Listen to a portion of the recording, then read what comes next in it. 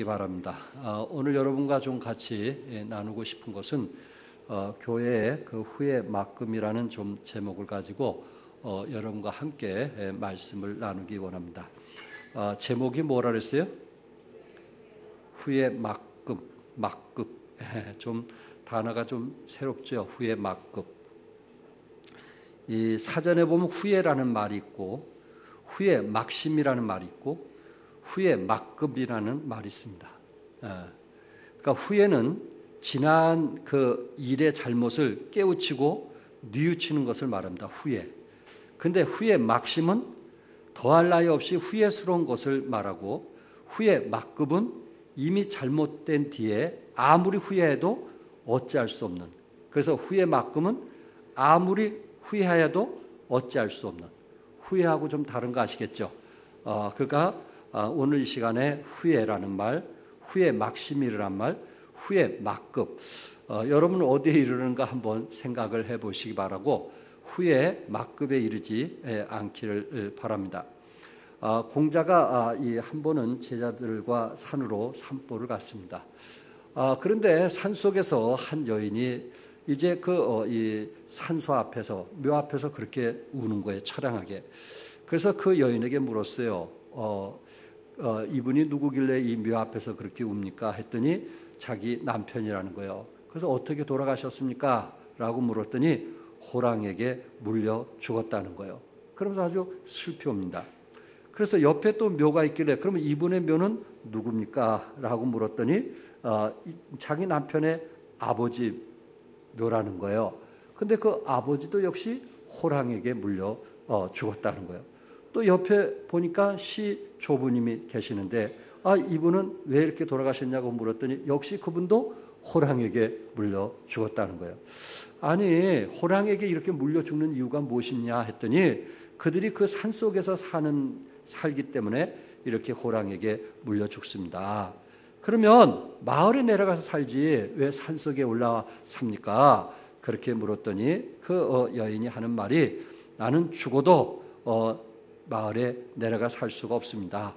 왜냐하면 마을은 아주 추하고 불의가 판을 치는 곳이기 때문에 내가 이곳에 호랑이에게 죽으면 죽었지 저 세상 마을에 내려가서는 살 수 없습니다. 라는 이야기를 했습니다. 참 비록 이렇게 죽는다 할지라도 마을에 내려가서 살지 않겠다는 한 여인의 눈물을 흘리는 그 모습을 보게 된 겁니다. 여러분과 나는 어떻습니까? 세상이 정말 더럽고 추해서 우리는 세상을 떠나서 사는 건지, 그렇지 않으면 세상이 더럽고 추하기 때문에 우리는 세상을 변화시키기 위해서 지금 말씀 안에서 살아가고 있는지 우리 자신을 한번 생각해 보시기 바랍니다. 그리스도인은 하늘의 나라와 땅의 나라 두 나라에 걸치고 살고 있습니다. 어느 나라에 관심이 더 많으냐에 따라서 신앙의 정도가 결정이 됩니다. 하나님이 사람을 만드실 때 머리는 하늘을 향하고 발은 땅을 딛고 살도록 했습니다. 비록 이 땅에 두 발을 딛고 살지만 우리는 올바르게 하나님을 바라보면서, 하늘을 바라보면서 올바르게 살 것을 말씀하고 있습니다. 사도 바울은 위의 것을 생각하고 무엇을 생각하지 말라? 무엇을 생각하지 말라? 땅의 것을 생각하지 말라고 말씀하고 있어요. 그래서 우리는 비록 이 땅에 살아가지만 우리 머리만큼은 위의 것을 생각하는, 하나님을 바라보면서 살아가는 사람이 필요하다는 것입니다. 오늘 특별히 우리가 후에 막급하지 않기 위해서 여러분과 내가 정말 후에 막급, 가슴을 치면서 후회해도 어쩔 수 없는 그런 상황에 이르기 전에 우리가 해야 될 일이 뭐냐면은 14절에 보니까 모든 사람과 더불어 화평함과 거룩함을 따르라 이렇게 말씀했어요. 모든 사람과 더불어 화평과 거룩함을 뭐하라고요? 따르라. 성경에 보니까 화평과 거룩함을 쫓으라. 이것이 없이는 아무도 주를 보지 못하리라 이렇게 말씀했어요. 그러니까 이제 개역 개정에서는 따르라고 얘기했지만은 한글에서는 거룩함을 쫓으라 이렇게 말씀을 했습니다. 여러분과 내가 왜 거룩한 생활을 해야 될까요? 여러분과 내가 사람과의 관계 속에서 왜 화평한 삶을 살아야 될까요?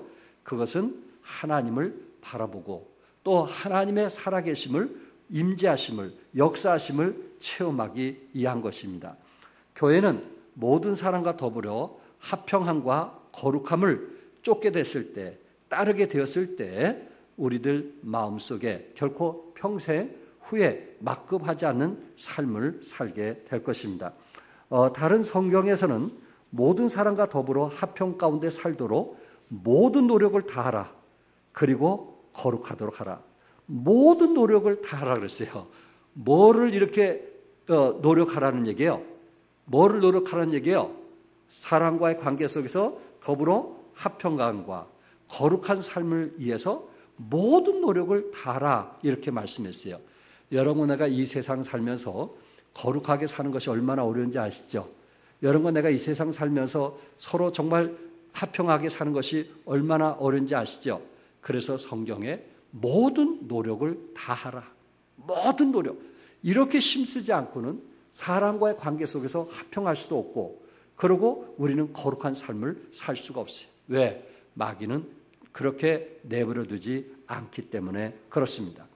로마서 12장 18절에 보면은 할 수 있거든 너희로서는 모든 사람과 더불어 뭐하라 했어요? 뭐하라 했어요? 평화하라 이렇게 말씀했어요. 다른 성경은 화목하라는 말씀입니다. 모든 사람과 더불어 평화하라, 화목하라. 사랑하는 성도 여러분, 모든 사람과 더불어 화평하는 거 결코 쉬운 일은 아닙니다. 이거는 우리의 노력과 수고 없이 그냥 되어지는 것은 아닙니다. 여러분과 내가 살아가면서 정말 상대방과 화평할 수 있다는 것, 또 상대방과 화목할 수 있다는 것 결코 쉬운 일은 아닙니다. 혹시 어젯밤 어떻습니까? 그 이후로 서로 등을 돌리고 교회 오지 않았나요? 우리는 부부 속에서도 그런 일이 일어날 수가 있습니다. 그런데 성경에 보면은 그런 사람과 평화하라, 화목하라 이렇게 말씀을 하고 있습니다. 평화라고 하면, 화목하라고 하면 나는 할 만큼 했습니다. 나는 노력할 만큼 했습니다. 나는 내 자존심이 허락하는 한도까지는 했습니다. 이렇게 말하는 경우가 있는데, 그러나 성경은 모든 사람과 더불어 화목하라. 화목을 우리에게 말씀하셨고, 우리가 화목하지 않을 때 결코 그때는 후회해도 참 소용이 없는 그런 날이 올 것이라는 것을 말씀을 하고 있습니다. 출애굽기 34장 29절, 30절, 35절에 보면은 이제 하나님을 만나고 시내산에서 내려오는 모세 얼굴에 뭐가 났다고 그랬어요? 광채가 났다고 했습니다. 사람들이 그의 광채를 볼 수가 없어서 수건을 써야만 이제 서로 대화를 나눌 수가 있게 되었습니다. 모세는 하나님과 40일 주야로 함께함을 통해서 그의 얼굴에 광채가 나왔어요. 모세는 주님과 동행함으로 모세는 주님을 닮아가는, 얼굴에 광채가 나는 그런 사람이 되었다는 것입니다. 여러분, 부부도 30년 또한 40년 살다 보면 서로 닮게 되었습니다. 아무리 부정해도 서로 닮는 것을 보게 됩니다. 자식들이 아무리 부정해도 참 부모, 형제를 닮아가는 것을 보게 됩니다. 이처럼 여러분과 내가 주님을 바라보면 우리는 누구를 닮아가요? 주님을 닮아가게 되는 것입니다. 그래서 우리 주님이 여러분과 나에게 후에 막급하지 않도록 뭐라고 말씀했냐면은 서로 간에 화평하라, 서로 간에 평하라 이렇게 말씀을 했습니다. 우리는 손을 내 가슴에 얹고 나는 어떤 일로 그 사람과 참 어떤 문제로 서로 간에 불편한 관계가 될 수 있지만은 나는 화평을 위해서, 나는 평화를 위해서 얼마큼 수고하고 있는가, 얼마큼 애써가고 있는가, 내가 스스로 후회하지 않기 위해서 나는 얼마큼 애써가고 있는가 하는 것을 자신을 한번 돌이켜 보시기 바랍니다. 두 번째, 우리가 후에 막급하지 않게 해서 쓴뿌리로 괴로워해서는 안 된다는 것입니다. 15절에 보니까 너희는 돌아보아 하나님의 은혜에 이르지 못하는 자가 있는가 두려워하고 또 쓴뿌리가 나서 괴롭게 하고 많은 사람이 이로 말미암아 더러움을 입을까 두려워하라 이렇게 말씀했어요. 이 쓴뿌리, 이 헬릭슨이 쓴 훈련으로 된 제자책에 이 쓴뿌리에 대해서 이렇게 말하고 있습니다. 쓴뿌리는 스스로 냉대받았다고 느낄 때 생겨나지만 실제로 냉대를 받지 않았더라도 그렇게 대접받은 것 같은 오해에서도 생겨날 수 있다. 사실 다른 사람이 여러분의 마음을 상하게 냉대했든지 또한 그렇게 하지 않았는데도 여러분이 그렇게 오해하고 있든지 여러분이 상가고 주의하지 않으면 쉽게 쓴뿌리의 올무에 걸려 들 수 있는 것이다. 쓴뿌리는 대개 경쟁적인 태도나 정확한 의사 전달의 실패 또는 부당한 취급을 당한 것 같은 감정에 기인하여 발전된다. 쓴뿌리로 인한 죄는 다른 어느 것보다도 그리스도의 생활을 무기력하게 만든다. 그리스도의 생활을 뭐하게 만든다고요? 무기력하게. 내가 누구에 대해서 쓴뿌리를 가지면 그것이 사실이든 사실이 아니든 내가 누구에 대해서 쓴뿌리를 가지면 그 사람은 영적인 신앙생활에서 무기력해지는 변화도 없고 감동도 없고 매 순간순간 그저 그렇게 살아가는 무기력한 사람이 되는 것입니다. 여기에 쓴뿌리가 미치는 세 가지 영향을 보게 되는데 여러분과 내가 혹시 마음에 쓴뿌리를 갖게 되면은 첫째는 은혜를 받지 못해요. 이 쓴뿌리는 은혜를 방해합니다. 하나님의 은혜에 이르지 못하는 자가 있는가 두려워하라 이렇게 말씀했는데 쓴뿌리는 뭐에 이르지 못하게 한다고요? 은혜에 이르지 못하게 하는 거예요. 하나님의 은혜를 은혜로 받아들이지 못하게 하는 것이 우리 마음속의 쓴뿌리예요. 그가 사람의 관계에 의해서 내가 누구에 대해서 쓴뿌리를 갖게 되면 내가 뭔가 그 사람과 어떤 벽이 있다면은 그 이유로 인해서 그 사람과 나의 문제인데 그 이유로 인해서 우리는 하나님이 나에게 주신 영적인 축복과 은혜들을 누리지 못하게 된다는 것입니다. 내 속에 쓴뿌리가 있으면은 은혜 받기가 어려워요. 말씀을 들어도 은혜가 될까요? 안 될까요? 안 되는 거예요. 하나님 말씀을 들어도 아멘 할 수가 없어요. 왜? 은혜가 안 된다고 생각하기 때문에. 그 사람은 기도를 해도요, 마음에 우러나는 기도를 할 수가 없어요. 그거는 형식적으로는 할 수 있어요. 머리로는 할 수 있어요. 그런데 마음에 감동이 없어요. 그런 사람은 찬송도 할 수 있어요. 노래를 할 수 있어요. 곡대로 노래를 할 수 있어요. 그러나 그의 마음에 참 감동을 줄 수 없어요. 눈물을 흘릴 수가 없어요.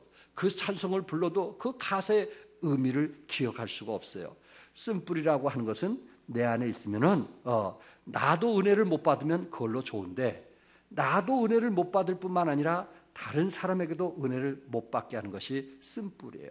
항상 이런 사람은 부정적이에요. 불평을 얘기해요. 안 되는 쪽을 얘기해요. 여러 가지 모든 것이 만족하지 못한 것을 얘기하기 때문에 그런 사람과 가까이 교제하는 사람은 역시 이제 은혜를 받지를 못하게 돼요. 그래서 쓴뿌리는 무엇을 방해한다고요? 은혜를 방해합니다. 여러분과 나는 그 쓴뿌리로부터 자유함을 얻기 위해서는 그 쓴뿌리가 해결돼야 돼요. 두 번째, 그 쓴뿌리는 은혜를 받지 못하게 하니까 괴롭게 하는 거예요. 내 마음이 괴로운 거예요. 내 마음이 늘 불편한 거예요. 힘들어하는 거예요. 그런 상태를 유지하려고 하니 얼마나 힘들겠어요. 이 영적인 세계에서는 이 마음이 괴로우면 만사가 귀찮은데 그것을 감당하라는 것은 너무너무 힘들어하는 모습을 보게 됩니다. 인체 내에 있는 세포들이 정상적인 위치에서 정상적인 기능과 활동을 할 때 몸이 건강합니다. 그러나 그 기능이 악화되고 저하되면 병이 생기는데 암세포의 기능이 정상세포 기능보다 강해지고 활동성이 강해지면 암이 되는 것입니다. 쓴뿌리는 자신을 괴롭히고 남을 괴롭힙니다. 쓴뿌리는 말로도 괴롭히고 행동으로도 다른 사람을 괴롭힙니다. 어떤 암이든 조기 발견하고 제거하면 회복이 가능하지만 그것을 자기가 굳이 고집을 부리면서 그냥 산다면 결국은 자기도 죽고 다른 사람도 이제 암덩어리로 인해서 상처와 아픔을 주게 되는 것입니다. 쓴뿌리는 암과 같습니다. 그 쓴뿌리를 담아두면 안 됩니다. 그것은 좀 희생과 대가를 치를지라도 그것을 잘라 버려야 하면 됩니다. 그것은 건강을 이제 지킬 수 없는 거기 때문에 쓴뿌리는 자라고 또 쓴뿌리는 괴롭게 하기 때문에 우리는 잘라내야만 하는 것입니다. 한신대학교에서 목회 상담을 가르치는 정택이 교수님의 어린 시절의 이야기입니다. 물론 이제 이런 상담을 하시는 분들은 이런 과거의 아픔이 대부분 있는 것을 알게 됩니다. 이 정태기 교수님이 참 전라도 섬마을에서 태어나서 자랄 때 아버지가 조광지처를 버리고 다른 여자와 살림을 차렸습니다. 자기보다 3살 더 많은 이제 정 교수님의 어머니를 버리고 16살이나 더 젊은 첩을 얻어서 살림을 차렸습니다. 물론 아버지의 결정에서 했기 때문에 뭐 이렇다 저렇다 우리는 말할 수 없지만은 중요한 것은 아버지는 본처에서 4남매, 그리고 젊은 부인에게서 5남매를 두었습니다. 아버지가 이런 상황 속에서 모두 다 사랑할 수 있으면 얼마나 좋겠어요. 그런데 아버지는 그럴 수 없는 상황에 이르게 되었어요. 어머니는 일 중독 중에 이제 걸리게 되었습니다. 하루 종일 농사 일에만 매달리고 자식들에게 사랑이나 정을 주기보다는 자식들을 키워야 된다는 그런 마음에, 또한 남편의 미움 때문에 이제 오로지 일 중독이 걸려서 일만 하게 되었어요. 가정은 늘 참 여러 가지 여건상 이제 불편한 관계가 되었고, 그리고 정태기 교수는 어릴 때부터 늘 불편한 속에서 살아오게 되었어요. 아버지로부터 아들아, 내가 너를 사랑한다 라는 말을 한 번도 들어본 적이 없다고 합니다. 그런 어린 시절을 보냈어요. 그래서 이 정태기 교수가 어릴 때부터 마음에 그 결심한 게 있는데, 그것이 뭔지 아십니까? 나는 죽어도 아버지처럼 살지 않겠다. 나는 죽어도 아버지처럼 살지 않겠다는 것이 그의 인생의 목표가 되었습니다. 36살이 될 때까지 사람들 앞에서 말 한마디도 제대로 못하고 꽂아놓은 보릿자루처럼 이제 살았다고 합니다. 하도 사람들 앞에 숫기가 없이 다리를 떤다고 해서 재봉틀이라는 별명까지 얻었다고 합니다. 이런 어려움 속에서 그가 미국에서 유학생활을 하게 되었고, 그리고 좋은 선생을 만나게 되었고, 그리고 마음의 상처를 그곳에서 공부하면서 치유가 되었는데, 그 공부 중에 이 쓴뿌리를 가지면 결국 우리의 손실인데, 아버지를 용서하는 마음을 갖기 위해서는 아버지가 당신을 사랑한 것을 한번 생각해 보라는 거예요. 사랑한 거를. 그래서 정태기 교수가 이제 그 상담학을 공부하면서 아버지가 나를 사랑한 것을 짜내고 생각을 했다고 합니다. 그런데 그가 어린 시절 자기에게 참외 5개를 갖다 주신 아버지가 떠올랐다고 합니다. 어느 무더운 여름날 운동회 때 아버지가 섬에서 멀리 배를 타고 나가 사오신 그 참외 5개가 생각이 났다고 합니다. 그 순간 그 한 가지 일이 기억되었지만은 그 순간 아버지께서 그래도 그때 나를 뭐 했구나? 사랑했구나. 아버지가 그때 나를 사랑했구나.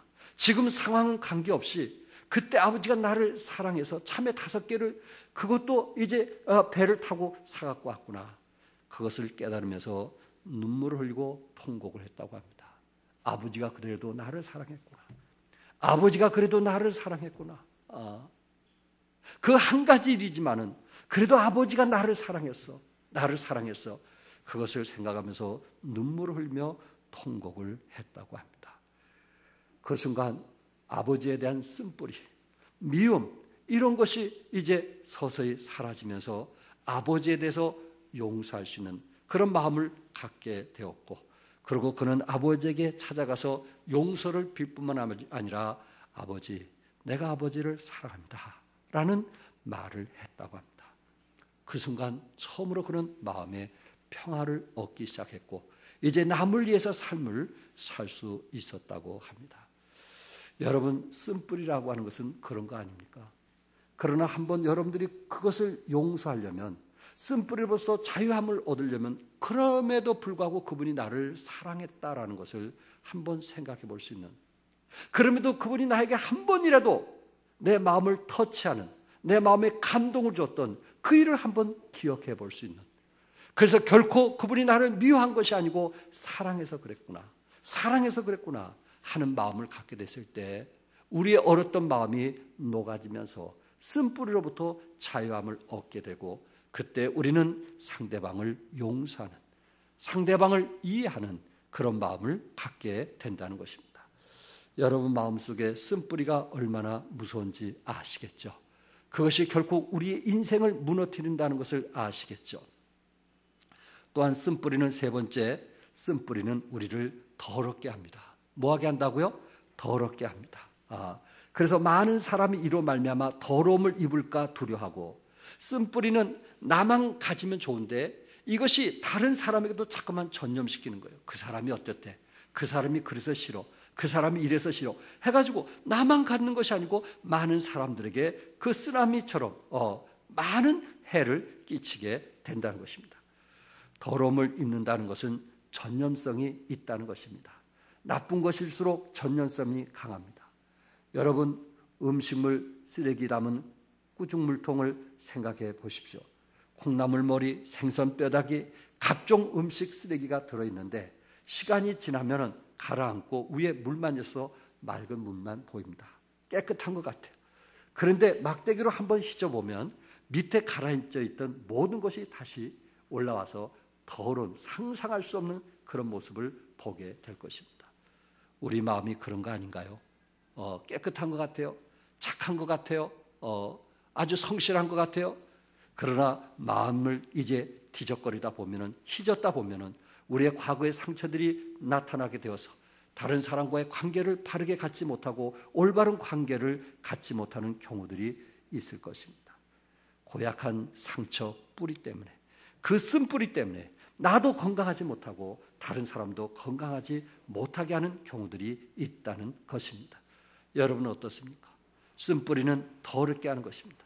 쓴 뿌리는 더러움을 이제 입을까 두려워하라고 말씀을 했는데, 쓴 뿌리 자체는 우리 주위에 그 쓴 뿌리가 이제 전달되는 것입니다.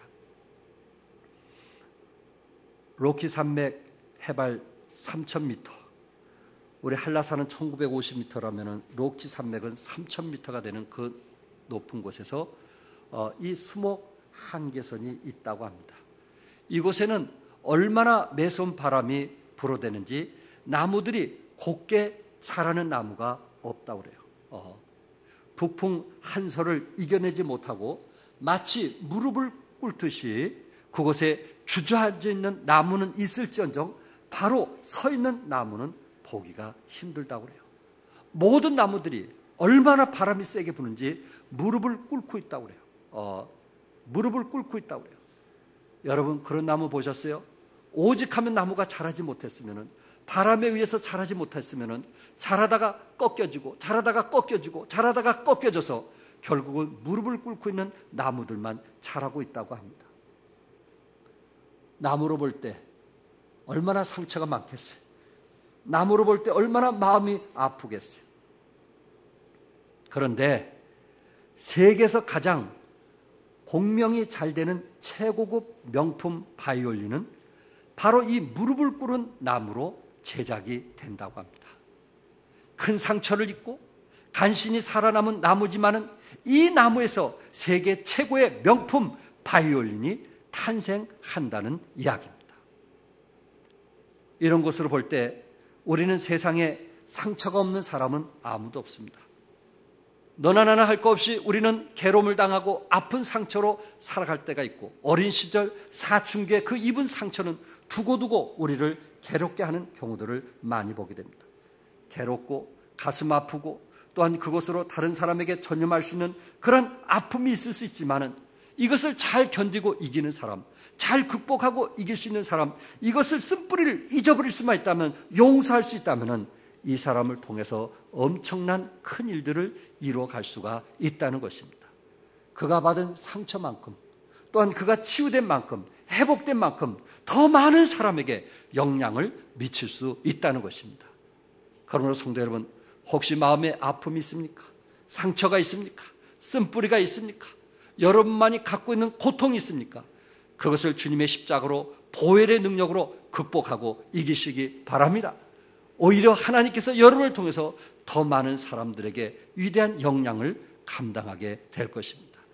우리는 요셉의 예를 든다든지 다윗의 예를 든다든지 성경에 어떤 사람의 예를 든다 할지라도 그들이 승리하고 이겼을 때 그들의 과거는 정말 이런 쓴뿌리와 아픔 속에서 성장했음을 우리는 보게 됩니다. 야곱은 어땠을까요? 야곱은 어땠을까요? 욥은 어땠을까요? 그 고난은 말로 다 표현할 수가 없었을 것입니다. 그러나 그들이 그 고난으로부터 이기게 됐을 때 하나님께서 그들을 쓰셨고 또한 그들을 통해서 많은 사람들에게 이제 구령하며 또한 아픔을 회복하는 위대한 일들을 했다는 것입니다. 성도 여러분, 아픔이 있으면 이기십시오. 마음의 상처가 있으면 이기십시오. 쓴뿌리가 있으면 성령의 도우심으로 승리하십시오. 하나님께서 여러분을 쓰시게 될 것입니다. 세 번째, 명분을 파는 망령된 자가 없도록 우리는 살피자는 것입니다. 16절과 17절에 보면은 음행하는 자와 혹 한 그릇 식물을 위하여 장자의 명분을 판 에서와 같이 망령된 자가 있을까 두려워하라. 망령된 자가 있을까 두려워하라. 어떤 사람을 망령된 자라고 그랬어요? 장자의 명분을 판 에서와 같이 망령된 자가 있을까 두려워하라. 너희 아는 바와 같이 저가 그 후에 축복을 기업으로 받아들여 눈물을 흘리며 구하되 버림받아 회개할 기회를 얻지 못했느냐. 회개할 기회를 얻지 못했다. 후에 막금한 사람을 얘기하고 있습니다. 교회 안에서 음행은 무서운 죄입니다. 음행은 성적으로 부도덕한 음란한 것을 말합니다. 세상에서도 음행이 있어서는 안 되지만 교회에서도 특히나 있어서는 안 될 것입니다.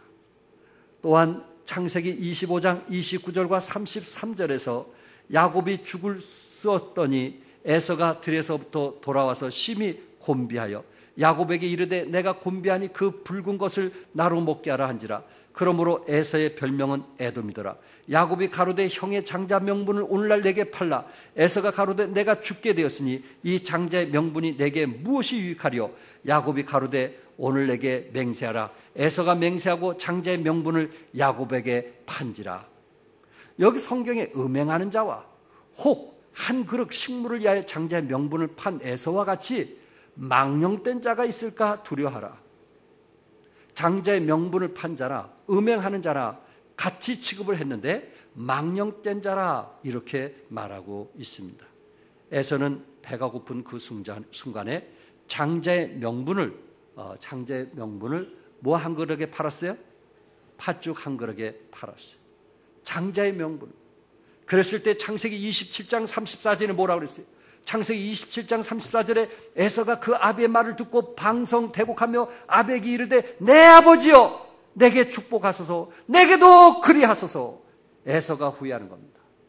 에서가 자기 아버지에게 축복권을 받게 됐을 때 장자권을 팔았기 때문에 축복받지 못한 것을 이제 알고 아비에게 방성대곡하며 내 아버지여 내게 축복하소서 내게도 그리하소서. 그러나 이미 후에 막급 다시 돌이킬 수 없는 모든 축복권을 잃었던 에서의 모습, 그것도 한 그릇의 음식으로 인해서 장자의 명분을 팔고 장자가 받을 축복을 동생 야곱에게 뺏겼던 슬픈 일 아니겠습니까? 아버지 이삭이 동생 야곱에게 장자가 받을 축복을 다 주었다는 것을 알았을 때 소리내어 울며 자기에게도 축복해달라고 애원을 했지만은 아버지의 축복은 이미 동생 야곱에게 다 간 뒤였습니다. 후회가 아닌, 후회 막심이 아닌 다시 돌이킬 수 없는 후회 막급이 된 것입니다. 나는 여러분 생애 속에 이런 일이 없기를 바랍니다. 후회 막급한 일을 여러분 저지르지 않기를 바랍니다. 에서는 배고프다는 이유로 팥죽 한 그릇을 받아먹고 야곱에게 오늘부터 네가 형이다라며 명분을 넘겨버렸습니다. 그 결과 에서는 유다 족속의 형통에서 죄되고 야곱이 형통을 이어 그 자식들과 그 후손이 유다 민족을 형성하게 되었습니다. 그만큼 명분이 중요한 것이었습니다. 우리에게는 하나님의 백성, 하나님의 자녀, 그리스도인이라는 명분이 있습니다. 명분을 높이면 명예가 되는 것입니다. 그 명분을 소홀히 취급하면은 주님이 기뻐하지 않는 것입니다. 나는 명분에 대해서 얼마큼 생각하고 있는가? 나는 하나님의 자녀에서 얼마나 명분을 갖고 살아가고 있는가?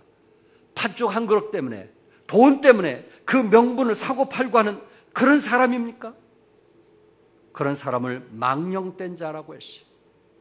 내가 좀 희생하고 손해본다 할지라도 하나님의 명분을 가지고 하나님을 기쁘게 하고 주를 영화롭게 해야 되는데, 나의 어떤 쓴뿌리, 나의 어떤 명분을 위해서 팥죽 한 그릇에 그런 명분을 팔아넘기는 그런 사람이 되어서는 안 되겠다는 이야기입니다.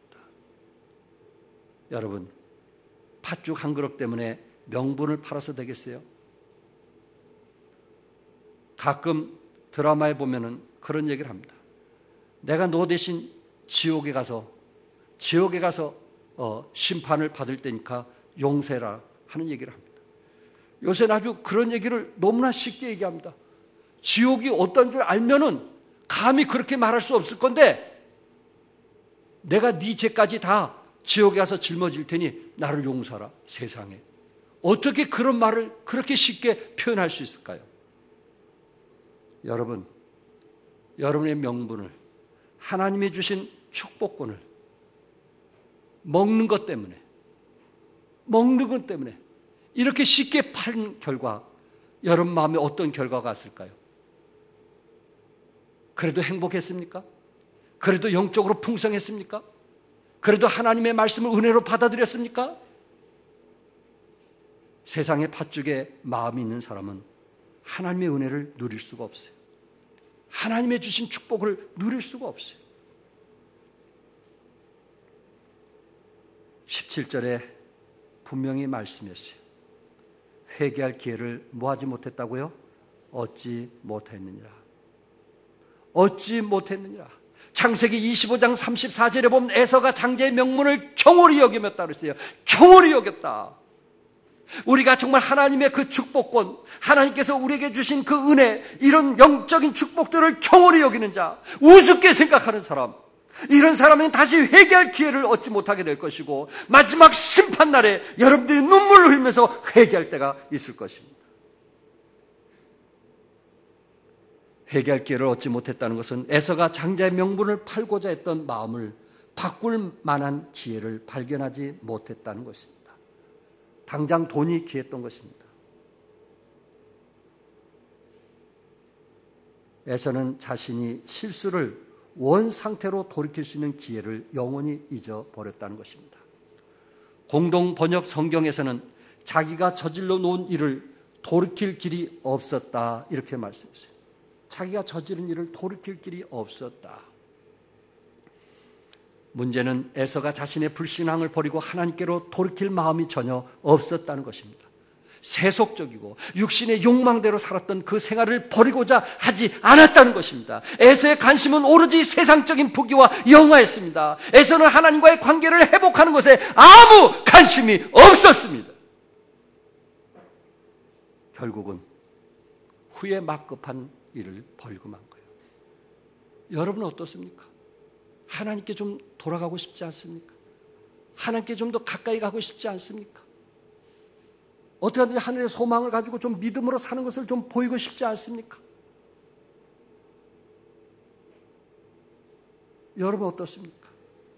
하나님의 주신 물질이 정말 하나님께서 주셨다고 믿고 정말 믿음으로 떼어내고 있습니까? 어떻습니까?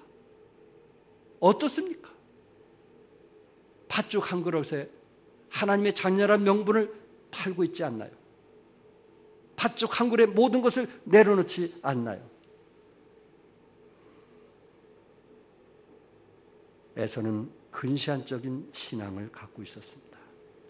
먼 장래의 소망을 보지 못하고 자기 눈앞의 이익만 보는 신앙이었습니다. 이처럼 근시안적인 신앙은 에서처럼 회개 기회를 잃게 되는 것입니다. 여러분, 기독교는 회개하는 신앙입니다. 기독교는 회개하는 신앙이에요. 기독교는 날마다 우리의 죄를 주님께 토설하는 것이 기독교예요. 여기 아무도 완전한 사람이 없고 아무도 온전한 사람이 없어요. 우리는 늘 부족한 것뿐이에요. 주님 앞에 보면 우리는 늘 부족하고 연약한 것뿐이에요. 우리는 기도한다고 했으면서 기도하지 않고, 말씀을 본다면서 말씀을 멀리했고, 우리가 아버지 뜻대로 산다고 하면서 내 뜻대로 살지 못할 때가 얼마나 많이 있습니까? 우리는 자신의 명예를 위해서, 자신을 위해서 이런 일을 저질러서는 안 된 것입니다. 우리 주위의 큰 교회들 보면은 아직도 77세에 목회를 하시면서 부귀와 영화를 내려놓지 못한 그런 일로 인해서 교회들이 욕을 먹고 있습니다. 어떤 분이 통계를 내는데 예배당 건축하는데 우리 전국에서 이자만 1조 원이 넘어간다고 합니다. 1조 원이 넘어간다고 합니다. 너무 무리하게 5천억 말할 수 없는 돈을 쏟아부어서 예배당을 짓기 때문에 교회들 보니까 사랑의 교회, 온누리교회, 지구촌교회 기본적으로 200억 이상이나 빚을 져가면서 하고 있어요. 물론 감당할 수 있겠죠. 그러나 어떤 교회는 그것을 감당하지 못해서 결국은 교회가 무너지는 경우들이 얼마나 많이 있습니까? 너무 무리한 일을 벌린 거 아닐까요? 그게 잘 됐으면 저도 좋겠어요. 아니, 잘 이루어졌으면 좋겠어요. 제가 빚이 있다는 것을 다 나쁘다 그런 말을 하고자 하는 것은 아니에요. 잘 됐으면 좋겠어요. 그러나 마지막은 하나님의 영광을 가리는 너무 무리한 것을 보았습니다. 올해도 지금 잘못하고 있음에도 불구하고 하나님께로 돌이킬 생각을 하지 않는다면 회개할 기회는 영원히 주어지지 않을 것입니다. 우리는 정말 주님 앞에 신실하게 부끄럼 없이 살려고 애쓰는 것, 영적인 부분에서나 내 삶에 있어서 부끄럽지 않게 살려고 하는 것이 필요하지 않을까요? 미생물 세계를 연구하는 학자들에 의하면 세 종류의 균이 있다고 합니다. 그것은 나쁜 균이 있고 좋은 균이 있어요. 그런데 또 한 가지, 좋지도 나쁘지도 않은 기회주의적 균이 있다는 것입니다. 좋지도 나쁘지도 않은 기회주의적 균이 있다는 것입니다. 좋은 균도 나쁜 균도 극소수라고 합니다. 대신 기회주의적 균은 아주 많다고 합니다. 이 균은 나쁜 균과 좋은 균 틈새에서 세력을 살피고 있다가 강한 쪽으로 붙는다고 합니다. 얼마나 무서운 건지 아시겠죠? 강한 쪽으로 붙는다고 합니다. 여러분 어떻습니까? 우리 신앙도 마찬가지 아닌가요? 우리가 좋은 쪽으로 선택할 수 있고 나쁜 쪽으로 선택할 수 있어요. 나쁜 쪽으로 선택해봤자 뭐 아무것도 아니라고 생각하고 선택할 수 있어요. 그런데 중요한 것은 기회주의적인 균이 그 순간 달라붙는다는 얘기예요.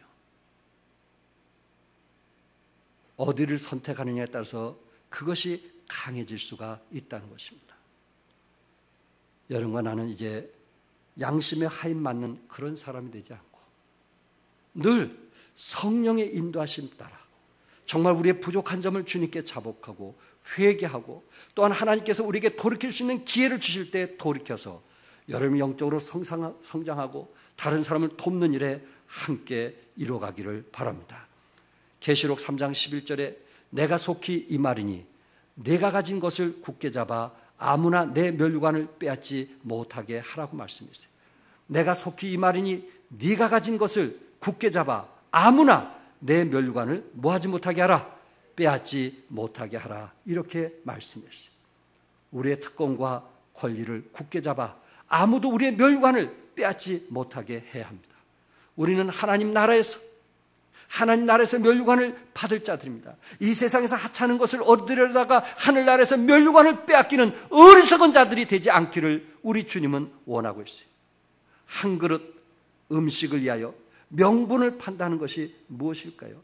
눈앞에 작은 이익을 위해서 자기 어떤 그 취미에 의해서 좋아하는 것을 위해서 그리스도인의 고귀한 명예를 내던져 버리는 것 아닐까요? 한 그릇 음식을 위하여 접대라는 명목으로 우리가 때로 정말 들락달락해서 하나님을 기쁘게 하지 않는다면 과연 하나님이 기뻐하실까요? 교회는 명분을 소중히 여겨야 합니다. 명분을 버리면 교회는 무너집니다. 교회가 명분을 소중히 여긴다고 할 때 두 가지 측면에서 고려해야 되는데 교회 공동체와 교회 공동체 명분과 교회 각 지체의 명분입니다. 공동체와 지체. 여러분들은 지체이면서 한 몸을 이루고 있다는 거 아시겠죠? 나의 지체가 잘못될 때 공동체가 욕먹고 있다는 거 아시겠죠? 우리는 그런 자세를 가지고 살아야 되는 것입니다. 저는 여러분들이 후회하는 일을 하지 않기를 바랍니다. 또 후에 막심하는 일은 가급적 하지 않기를 바랍니다. 또한 후에 막금한 일을 우리에게 일어나지 않았으면 좋겠습니다. 후에 막금한 일. 더 이상 회개할 길이 없는, 더 이상 돌이킬 마음조차 없는, 더 이상 아버지 뜻대로 살고 싶은 소원도 없는, 그냥 마냥 될 대로 되라고 하는 그런 태도, 후에 막급한 그런 마음이 아니 되기를 주님의 이름으로 축복합니다. 기도하겠습니다.